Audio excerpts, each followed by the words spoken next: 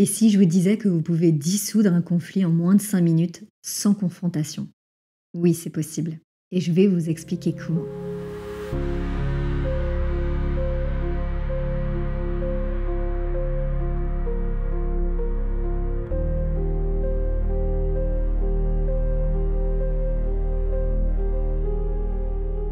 Bonjour à toutes et à tous, bienvenue, je suis ravie de vous retrouver aujourd'hui.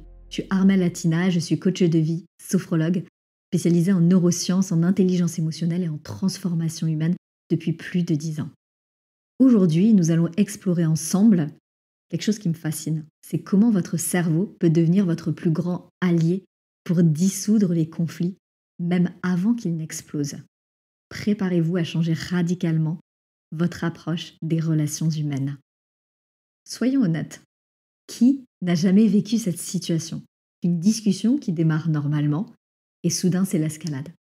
Il y a les voix qui montent, les positions qui se resserrent, qui se tendent, qui se durcissent et cette sensation d'être incompris, d'être attaqué, d'être jugé, de ne plus être écouté. Vous, avec les meilleures intentions, vous essayez de résoudre, vous argumentez, vous justifiez, vous expliquez. Pour vous, retrouver encore plus enlisé dans le conflit. Voici une vérité qui est assez dérangeante. 95% des techniques de résolution de conflits se concentrent sur le contenu du désaccord. Sauf qu'en neurosciences et en psychologie, il y a quelque chose qui est révolutionnaire qui nous est révélé. C'est que le vrai conflit, il se joue jamais au niveau du contenu, il se joue dans l'invisible. C'est ce que j'ai envie qu'on aille explorer ensemble. Dans les circuits neuronaux, dans les émotions non exprimées, dans les besoins cachés. C'est là, c'est dans cet invisible que se trouve la clé de la dissolution des conflits. C'est l'ignorance qui crée la peur et qui peut créer les conflits. Quand on comprend, quand on a conscience de comment se crée un conflit et ce que ça génère chez nous, de ce qui se passe pendant un conflit, on a beaucoup plus de capacité à pouvoir le gérer. Ça, c'est de la base aussi d'intelligence émotionnelle et relationnelle. Dans cette première partie, je vais vous expliquer la neurobiologie du conflit. Pour dissoudre un conflit, ce qu'il faut comprendre, c'est ce qui se passe en nous quand ça commence à chauffer. Il y a une première phase, c'est vraiment cette escalade émotionnelle, puis il y a l'activation primitive. Imaginez votre système émotionnel comme un thermomètre. Au début, tout va bien. Vous êtes à 20 degrés. Puis il y a quelque chose qui dérange, même quelque chose d'un peu imperceptible, ça peut être le ton juste de la voix. Ça monte à 40 degrés. Là, il y a l'autre personne qui réagit et vous passez à 60 degrés. Soudain, c'est 100 degrés et ça devient l'ébullition totale. Au niveau des neurosciences, dès les premiers signes de désaccord, vous avez ce qui s'appelle l'amygdale qui s'active. L'amygdale, c'est un petit peu le système d'alerte face au danger. Elle vient réguler nos réactions au stress. C'est un centre de décodage de nos émotions. Ça se situe au niveau de notre cerveau. Cette petite structure va libérer un cocktail neurochimique bien sympathique avec entre autres du cortisol qui est l'hormone de stress, de l'adrénaline et de la noradrénaline.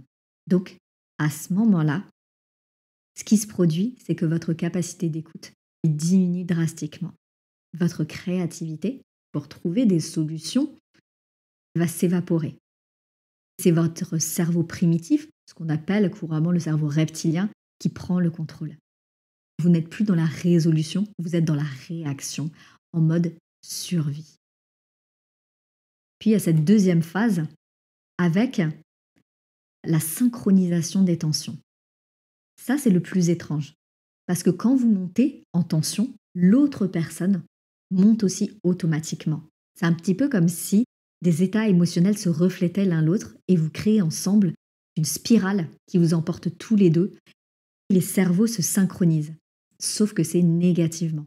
Parce qu'il y a vos rythmes cardiaques, par exemple, qui s'accélèrent ensemble. Les tensions musculaires aussi qui vont s'aligner. Et tout ça, c'est dans l'invisible. Il y a le système des neurones miroirs qui va agir, bien sûr. Et vous créez littéralement une résonance conflictuelle. Comprendre ces mécanismes, cette mécanique, ça change tout. Car si vous savez comment le conflit naît, au niveau neurologique, au niveau de l'invisible, au niveau interne, vous pouvez intervenir avant qu'il ne prenne racine. Et si cette spirale peut monter, elle peut aussi redescendre. Souvent, il suffit qu'une seule des deux personnes change son énergie pour que ça se transforme. L'anatomie invisible du conflit. Ce que peu de personnes vous disent, c'est que chaque conflit, il y a une architecture invisible en dessous. Il y a 3 niveaux qui s'emboîtent un petit peu comme des poupées russes ou bien comme le bas de l'iceberg. Sous la surface, il y a plusieurs niveaux.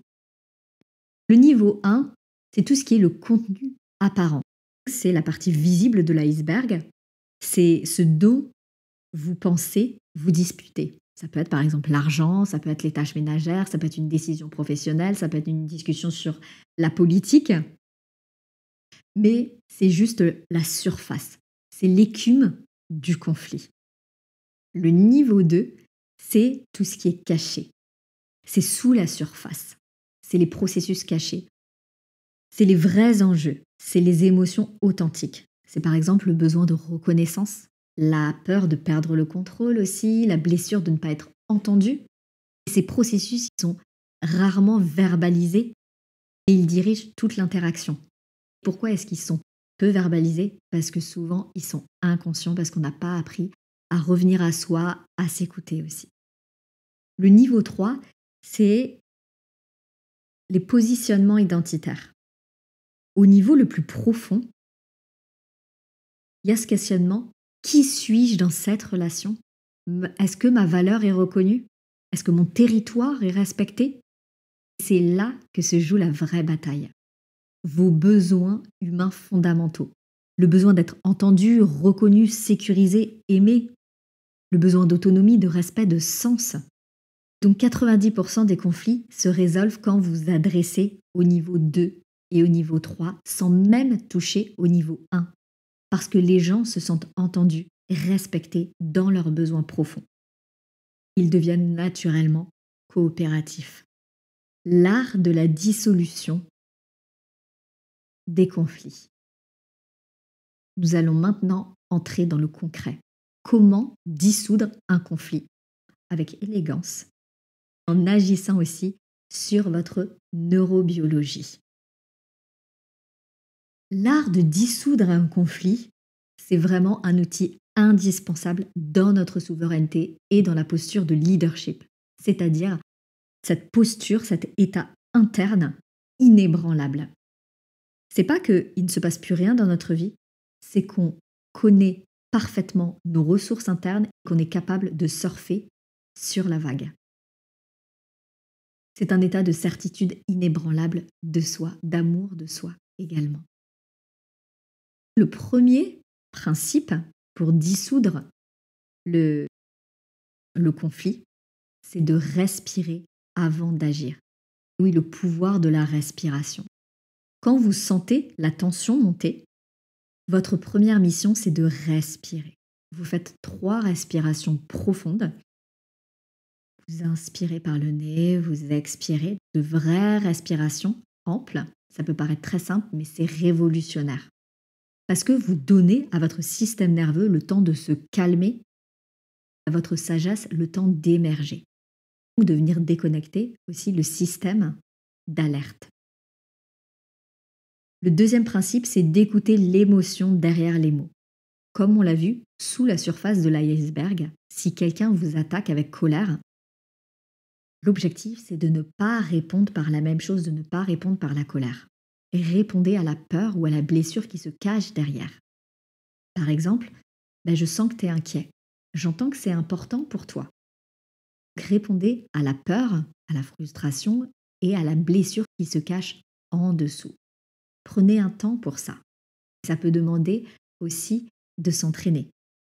Ça demande effectivement cette posture aussi de maturité émotionnelle. Le principe 3, c'est de valider avant d'expliquer. Avant de donner votre point de vue, venez valider l'expérience de l'autre. Je comprends que tu sois inquiet. Je vois que c'est important pour toi. venir porter de l'attention à la personne, de la reconnaissance.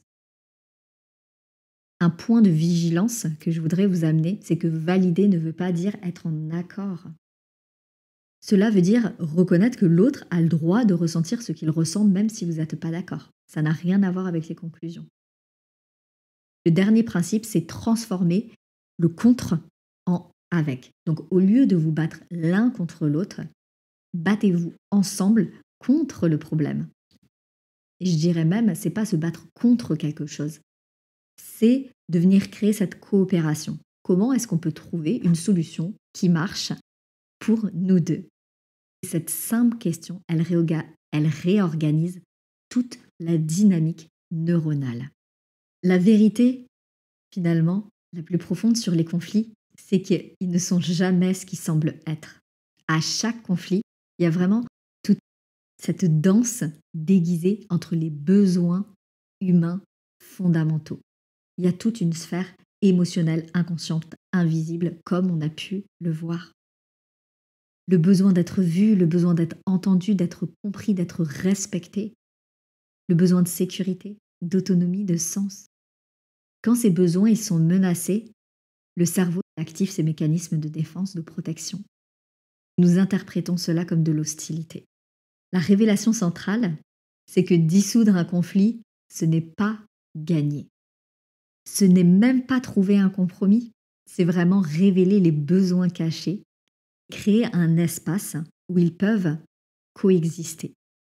C'est donc transformer finalement deux monologues, deux personnes qui essaient absolument de faire entendre leur vérité, deux monologues parallèles en un vrai dialogue de compréhension qui va apporter une autre dimension également à la relation, une profondeur, une réelle écoute et empathie pour l'autre.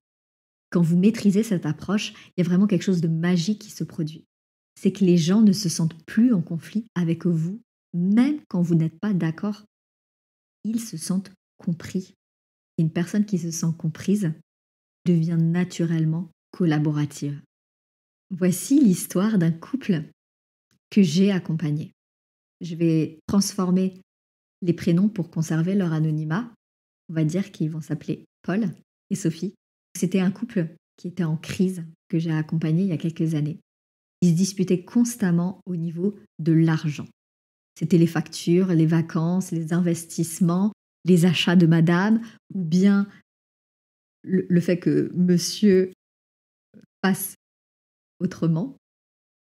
Chaque décision financière tournait au conflit. À la première séance, qu'est-ce que j'ai fait?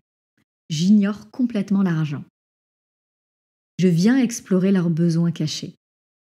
Pour Paul, il y avait un besoin de sécurité et de reconnaissance pour son travail.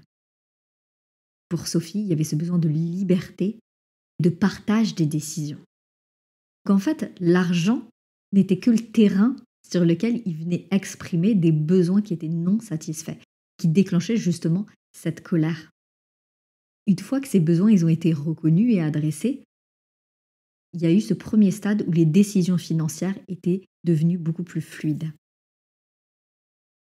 Après, on est allé creuser un petit peu plus loin. Aujourd'hui, l'argent n'est plus un problème pour eux. C'est d'ailleurs devenu même un sujet plutôt d'amusement entre eux. Ils ont développé une certaine forme de dialogue aussi, d'intelligence émotionnelle pour aller comprendre quels étaient les besoins chez l'un et chez l'autre. Ils discutent ensemble un petit peu comme si c'était le petit garçon ou la petite fille.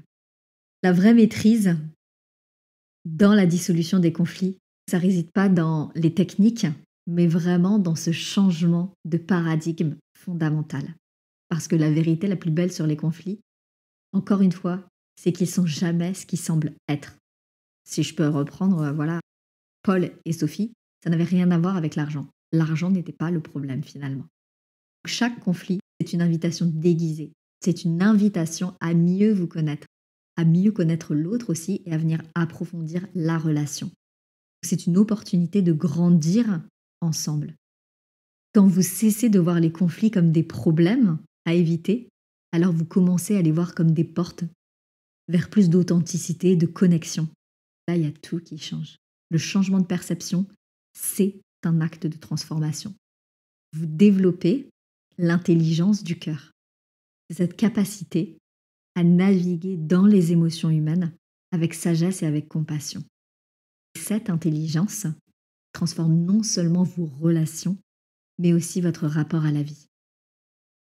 Votre mission cette semaine, c'est d'identifier une relation où vous avez des tensions récurrentes et d'appliquer le protocole qu'on a vu ensemble de plusieurs étapes lors de la prochaine interaction. Surtout de vous poser la question, quel besoin profond cette personne essaie-t-elle d'exprimer à travers ce conflit? Vous allez être surpris de vos découvertes. Prenez soin de vous aussi. L'idée, c'est de ne pas être une éponge ou en mode sauveur.